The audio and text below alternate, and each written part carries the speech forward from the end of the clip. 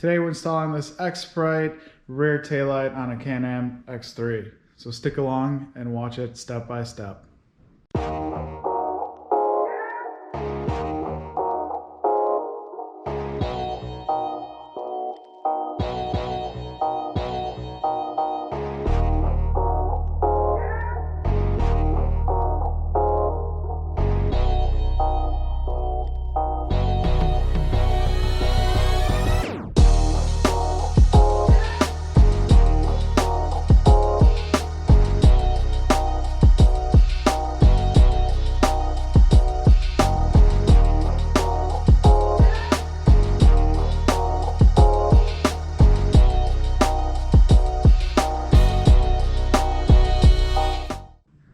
Now the reason why I chose the Xprite LED bar for the rear is because of how simple it is to install it, number one.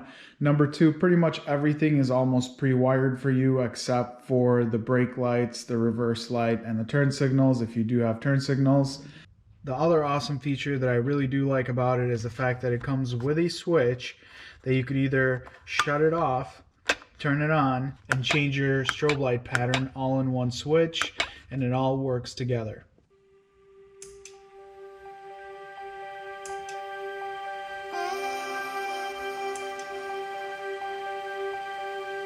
Okay, so I got the light bar temporarily mounted up with zip ties for now because I'm still trying to figure out exactly how I'm going to mount it.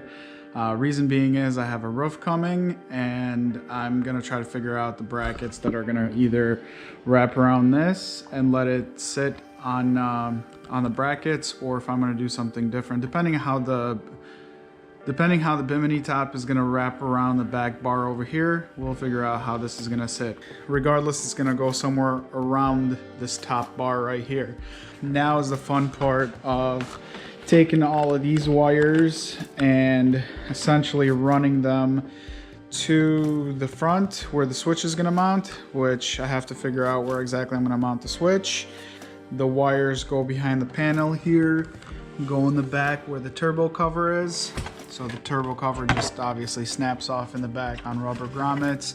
Come through there, run through the center console, and shoot up in here. There's an ignition power source in the center console right here, because I obviously don't want to have this constantly lit up when it's not even on. So that's what the goal is.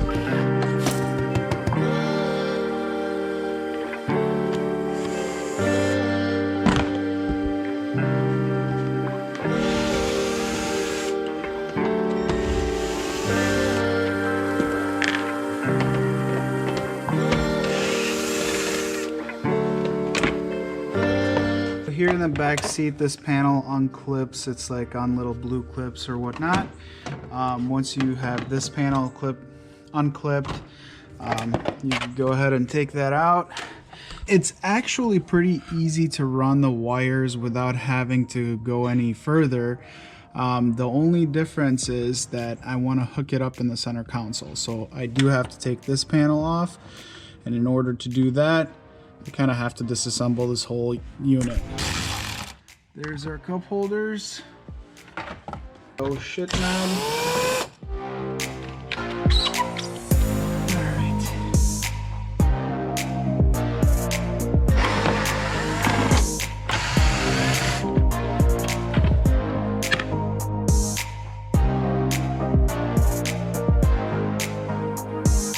All right, so in here we have a grounding wire, a hot red wire, and the very bottom one is the accessory wire. So the accessory wire basically only comes on when you turn the ignition on. That's exactly where we want to hook up our switch. So I decided to put the switch here in the center dash.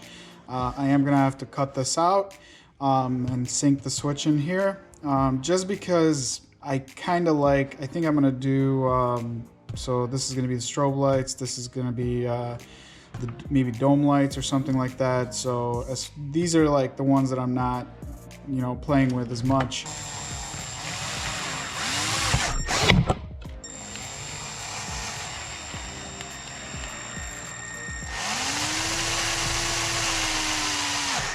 I'm drilling this just slightly smaller than what is marked because I want to make sure I have a tight fit, and then what I'm going to do, if I need to, I can Dremel it out slightly.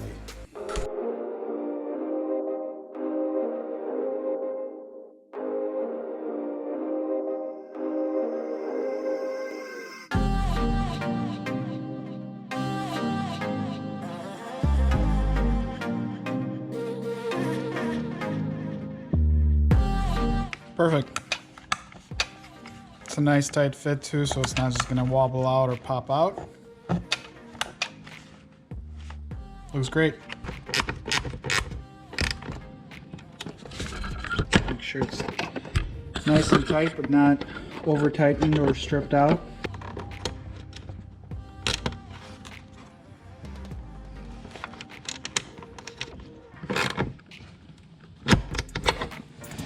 All right, so I temporarily have it plugged in. I am gonna have to tuck this wire in and zip tie everything, make sure everything is tucked away. But now that we have it all done, we could start it up and make sure that it works.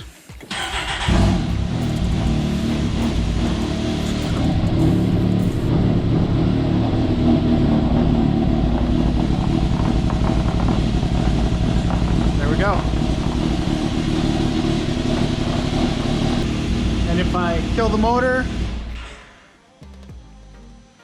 once the ignition part of it turns off, it should turn it off. So it's kind of a nice feature too, that when you turn your motor off, the strobe light will continue to run until the accessories power down in here. The reason I'm saying that is because let's say you're on the trail, you decide to pull off for a second and you shut your motor off. If there's somebody behind you in your dust cloud, you still have the strobe lights going without even thinking about it, that you just shut the motor off and they might not be running.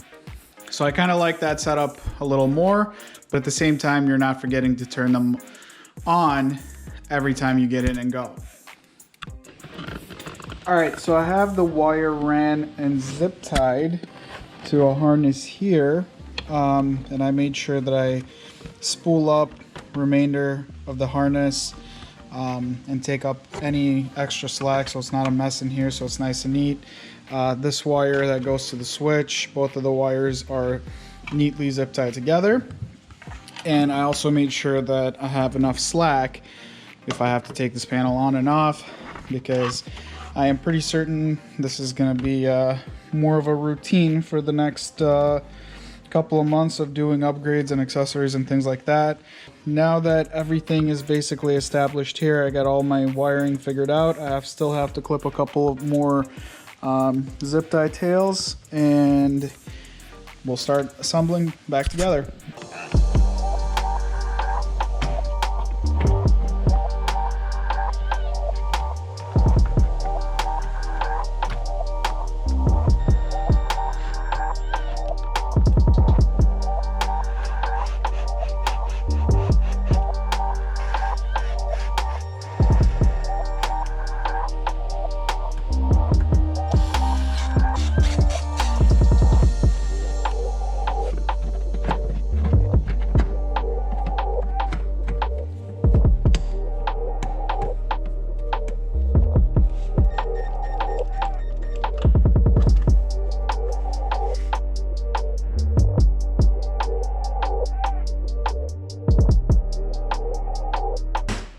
All right, so the interior and the center console is all back together neatly. Everything is tucked away.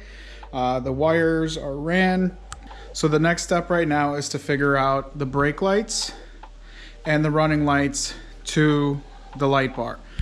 Now the white backup light, this one and this one, you could either hook up to a switch, so when you hit the switch the lights come on, or there's a couple of different ways of doing it where you put it in reverse and they come on automatically.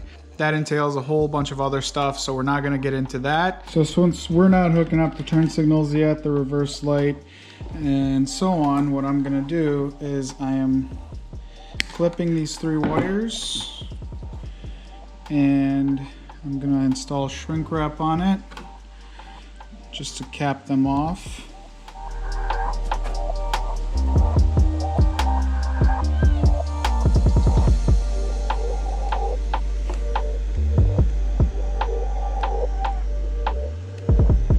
So the wire that we're going to be hooking up to is the driver's side taillight.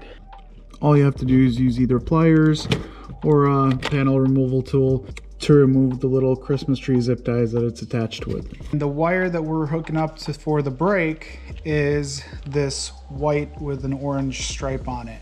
So that's the wire that we're going to tap into for the brake lights. Okay, so I have the red wire ran through the factory loom right into here, and I'm going to show you guys how to splice in this wire so it's a secure connection. Gonna strip this wire back but not cut it. Clip the red wire from the light bar. Strip it back. What we're gonna do is wrap this around.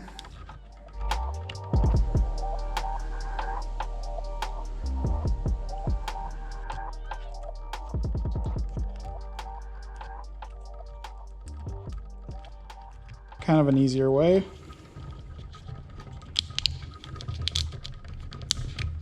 All right, that's all tied up.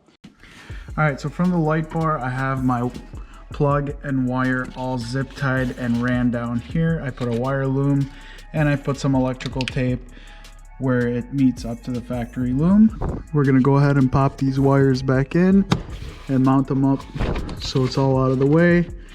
It's nice and tight, neat. Nothing wobbles around, nothing moves, nothing rattles. All right, let's start it up and test out to see if the brake lights work. Now that we know it works, we're gonna go ahead and mount it up permanently.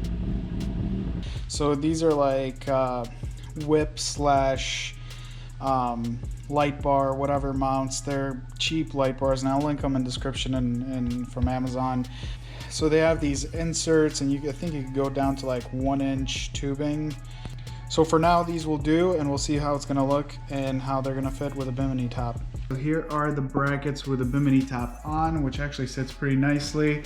The only thing I'm concerned about is eventually I'm gonna be doing 8-inch tower speakers in the back here.